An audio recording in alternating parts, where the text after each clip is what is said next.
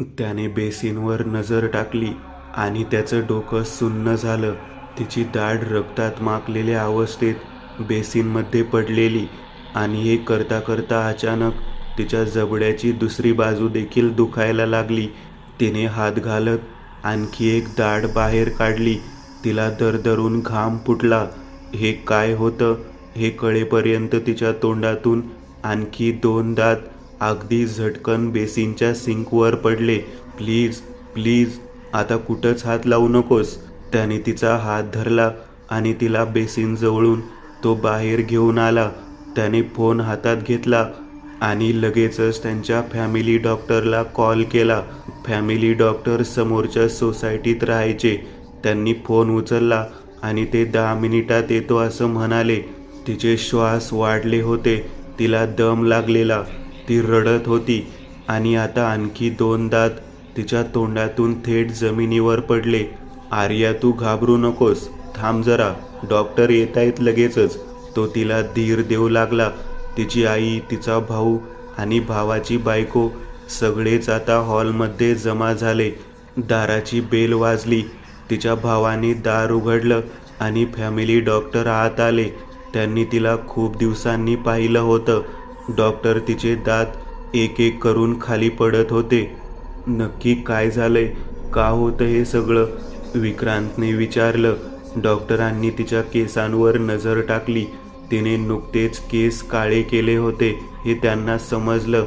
तिच्या चेहऱ्यावरचे ते हिरवे हिरवे डाग या सगळ्याबद्दल त्यांनी विक्रांतला विचारलं आणि विक्रांतने त्यांना जे आहे ते सांगितलं. सातारच्या त्या डॉक्टरांची चिठ्ठी देखील त्याने त्यांना दाखवली. हे सगळं तिने हेअर डाय केले त्यामुळे झाले. जे केमिकल तिच्या केसांना लागलं होतं, जे केमिकल तिच्या स्किनला लागलं होतं, त्या केमिकलनी तिच्या स्किनच्या आणि केसांच्या पेशी डॅमेज केल्या.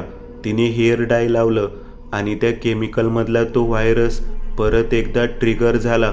त्याचमुळे तिचे दात पडत आहेत. मी तिला आता इंजेक्शन देतोय.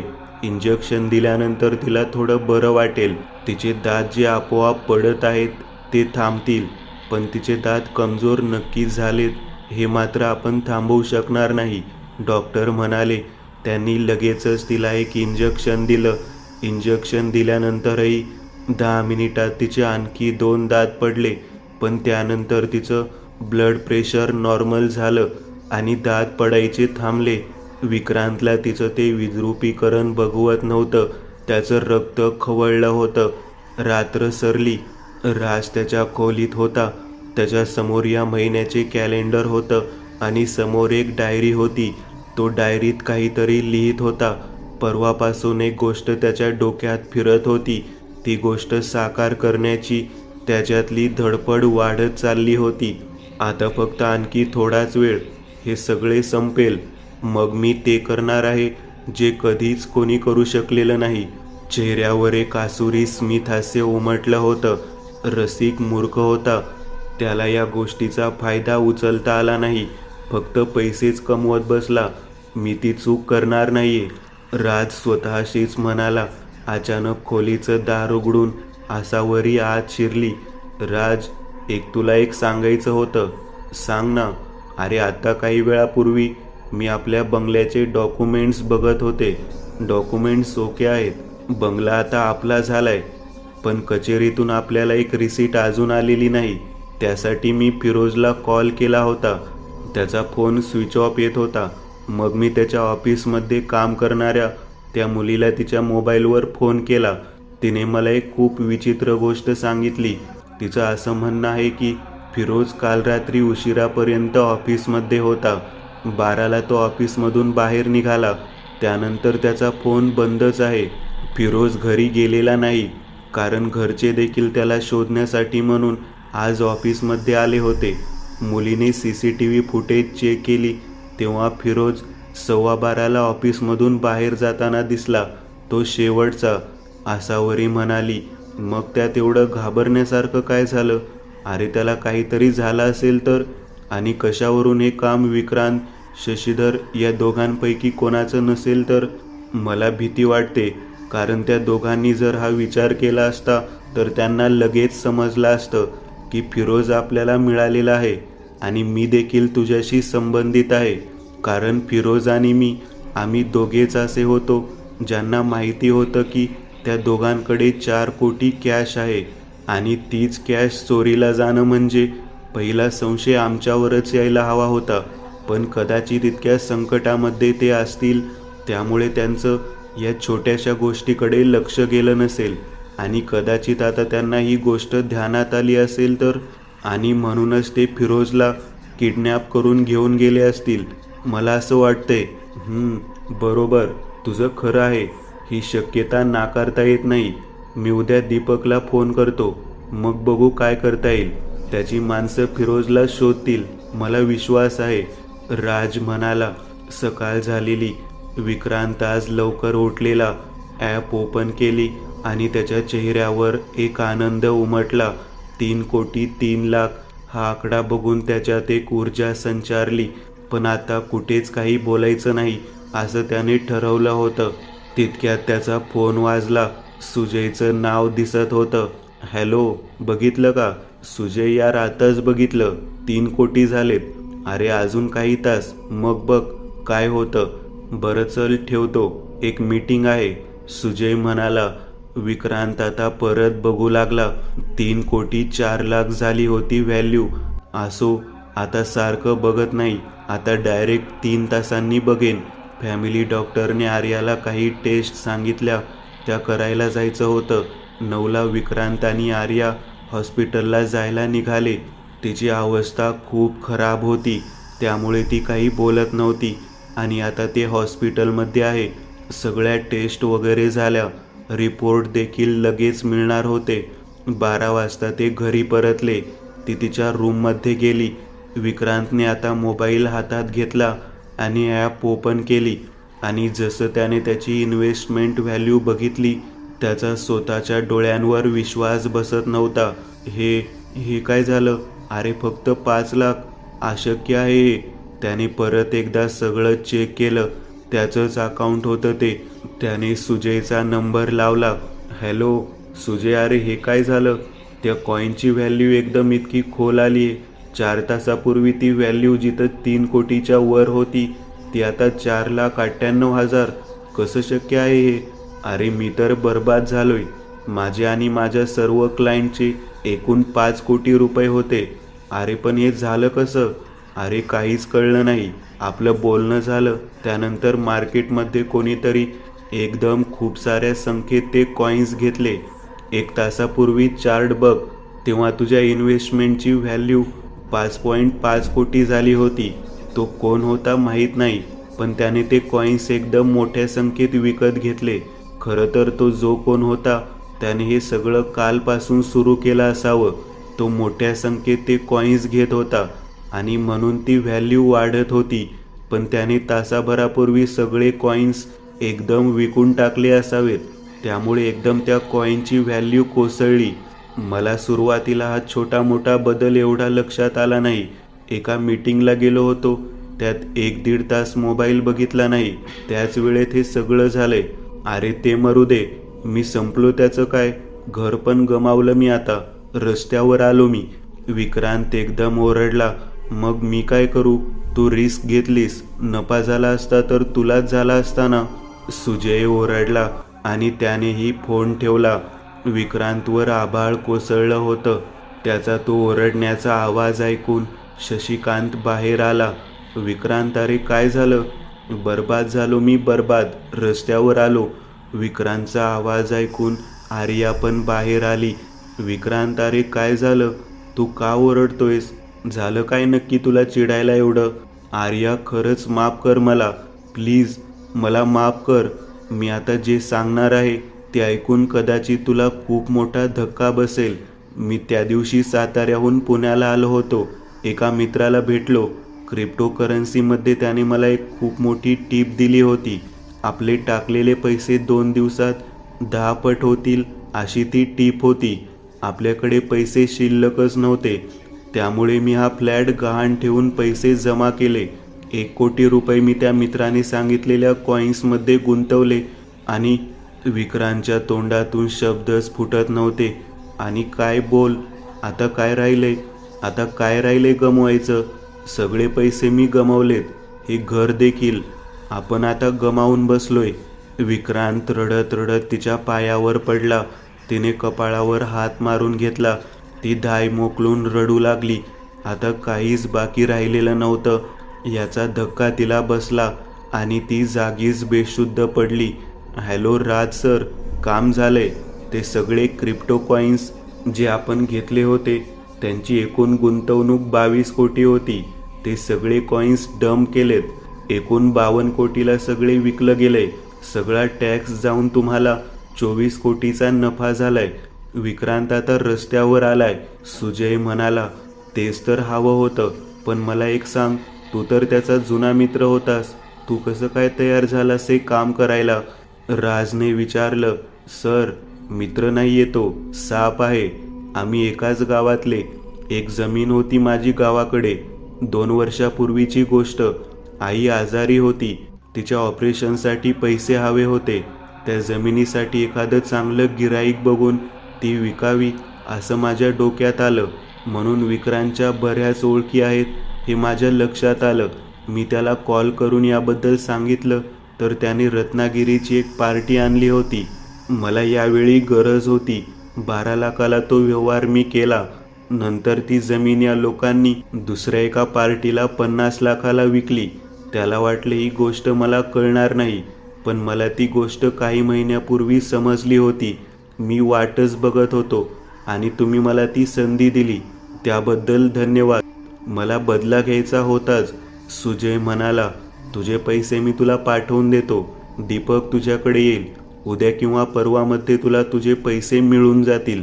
थँक्यू व्हेरी मच, राज म्हणाला आणि त्याने फोन ठेवून दिला. संध्याकाळ झाली होती. राजने दीपकला फोन लावला. हा राज, बोल.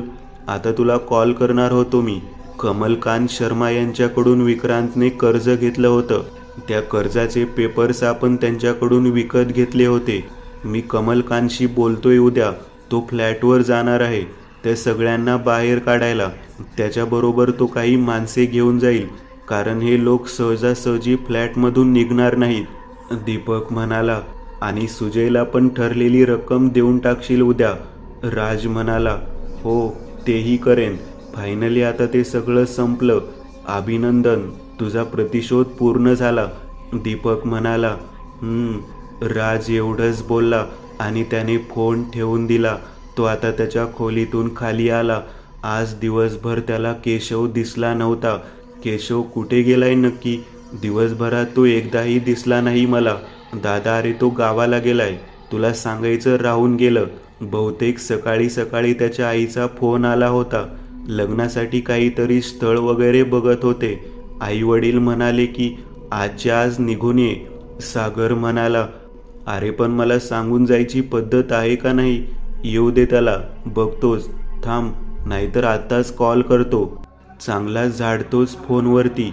राजने आता केशवचा नंबर लावला, पण त्याचा फोन स्विच ऑफ येत होता. याचा फोन तर स्विच ऑफ येतोय. राज म्हणाला, काय सांगतोस अजून पण? Switch off? मी सुद्धा त्याला 2 तासापूर्वी फोन लावला होता, पण तेव्हाही फोन स्विच ऑफच येत होता. सागर म्हणाला, बाय द वे, तो इथून कसा गेलाय? राजने विचारलं. त्याने ट्रॅव्हल्सची एक कार बुक केली होती. सकाळी 9ला तो इथून निघाला होता. दिव्यागरला पोहोचायला त्याला 4-5 तास खूप झाले. त्यामुळे फोन स्विच ऑफ जरी झाला असता तरी घरी जाऊन त्याने फोन केला असता. सागर म्हणाला. राजला काहीतरी क्लिक झालं. त्याने आता स्वतःच्या मोबाईलमध्ये चेक केलं. त्याच्याकडे केशवच्या वडिलांचा नंबर होता. त्याने लगेचच तो नंबर लावला. त्यांनी लगेचच फोन उचलला. हॅलो काका, मी राजवर्धन बोलतोय. केशव आहे का तिथे? राजने विचारलं. अहो, मी तुमचा नंबर शोधत होतो. केशव इथे आलेलाच नाही. आज त्याच्यासाठी मुलगी बघण्याचा कार्यक्रम होता. सकाळी निघताना त्याने फोन केला होता. 9 वाजता 1-1:30 पर्यंत पोहोचेल असं म्हणाला होता. आता त्याला फोन करतोय तर त्याचा फोनही स्विच ऑफ आहे. मुलीकडचे शेवटी निघून गेले. आता त्याची वाट बघून बघून. म्हणजे तो तिथे आलाच नाही? राज म्हणाला. साहेब, सगळे ठीक आहे ना? काही प्रॉब्लेम नाही ना? त्याच्या वडिलांनी विचारलं, नाही काका, घाबरू नका, कसली काळजी करू नका, केशव असेल पुण्यातच कुठेतरी, मी आहे तोवर त्याच्या केसालाही धक्का लागणार नाही, असं म्हणून राजनी फोन ठेवून दिला आणि लगेचच त्याने दीपकला फोन लावला. हॅलो राज, बोल ना. दीपक म्हणाला, दीपक, काहीतरी गडबड आहे. हा केशव आज सकाळी गावाला जायला निघाला, पण तो गावाला पोहोचलाच नाही. त्याचा फोन स्विच ऑफ आहे आणि काल आसावरी म्हणाली की फिरोज पण गायब आहे. काहीतरी गडबड आहे. राज म्हणाला, हो, थांब, मी करतो काहीतरी. फिरोजला शोधायला सुरुवात करतो मी. दीपक म्हणाला, केशवला शोधायला मी जाते. बहुतेक आता शेवटचा आमनासामना होणार आहे या सगळ्यांशी माझा लवकरच. राज म्हणाला. दीपकने फोन ठेवला. त्यांनी कुठून गाडी बुक केली होती, काही माहिती आहे का? राजने विचारलं.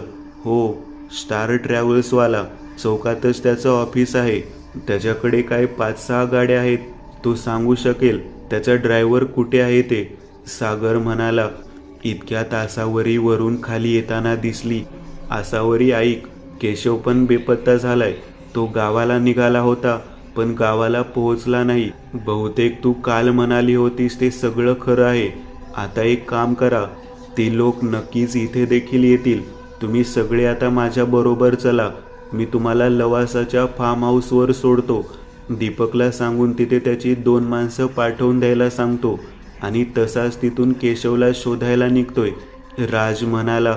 पटकन सगळं आवश्यक सामान भरून घ्या. बंगला व्यवस्थित लॉक करा. राज म्हणाला. सागर आणि आसावरी लगेच कामाला लागले. राज रूममध्ये आला. त्याने अंगावर कपडे चढवले. दीपकमार्फत त्यांनी एक गन देखील विकत घेतली होती. ती गन स्वतःसोबत ठेवली. संध्याकाळचे 7:30च वाजले होते, पण अंधार पडला होता. ते सगळे आता आवरून खाली आले. बंगला व्यवस्थित लॉक करण्यात आला. सागर, सागरची बायको आणि आसावरी सगळे आता राजबरोबर गाडीत बसले आणि आता राज तिथून निघाला. बंगल्याच्या इथून बाहेर येताच काही अंतर पुढे आल्यावर चौकातच त्या ट्रॅव्हल्सवाल्याचं ऑफिस होतं. राज गाडीतून उतरणार होता, पण सागरने त्याला थांबवलं. सागर गाडीतून उतरला आणि सागरच्या त्या ऑफिसमध्ये गेला. तिथे चौकशी करून तो 10 मिनिटांनी बाहेर आला. दादा, खरंच काहीतरी प्रॉब्लेम झालाय. यांच्या ड्रायव्हर बरोबर देखील याचा संपर्क तुटला आहे. दुपारी 11:30 पर्यंत त्याचा यांना शेवटचा फोन आलेला. त्यानंतर ड्रायव्हरचा कोणताही फोन आलेला नाही. आता गाडीचा नंबर आहे. हे पोलीस चौकीत गेले होते, पण पोलिसांनी त्यांना 24 तास झाल्यानंतर यायला सांगितले. त्यामुळे आता ते त्यांच्या परीने ड्रायव्हरच्या घरी वगैरे चौकशी करत आहेत. ठीक आहे, तू बस, आपण निघू. राज म्हणाला. 1.5-2 तासात ते लवासाच्या फार्म हाऊसवर पोहोचले. मध्यंतरी त्यांनी दीपकला सांगून त्याची 2 माणसं इथे ठेवायला सांगितलं होतं आणि राज आता लवासावरून एकटाच निघाला. रात्रीचे 12 वाजले होते. हॅलो प्रकाश, कुठे आहेस? आताच त्या बंगल्यासमोर पोहोचलोय, पण बंगल्याचं गेट बंद आहे. दरवाजाला लॉक लागलेला आहे. आम्हाला पोचायला उशीर झालेला दिसतोय. तरी तुला सांगितलं होतं, एक माणूस बंगल्यावर नजर ठेवायला कायमस्वरूपी ठेव. पण तुम्ही लोक कुचकामी आहात, दुसरं काही नाही. बबन भडकला होता. अरे, माणसं कमी आहेत आपल्याकडे सध्या. तुला माहिती आहे ना, अशी माणसं इतक्या सहजासहजी मिळत नाहीत. तू काल परवा सांगितलंस आणि लगेच तुझ्यासाठी 15-20 लोक कसे काय उभे करू मी? 2 जण होते, ते बंगल्यावर नजर ठेवून होते. त्या बाईचा भाऊ केशव तिथून निघाला. त्यांनी त्याचा पाठलाग केला. मग आता परत दुसरी माणसं कोण इथे येऊन थांबणार आहेत बंगल्यावर नजर ठेवायला? प्रकाश म्हणाला.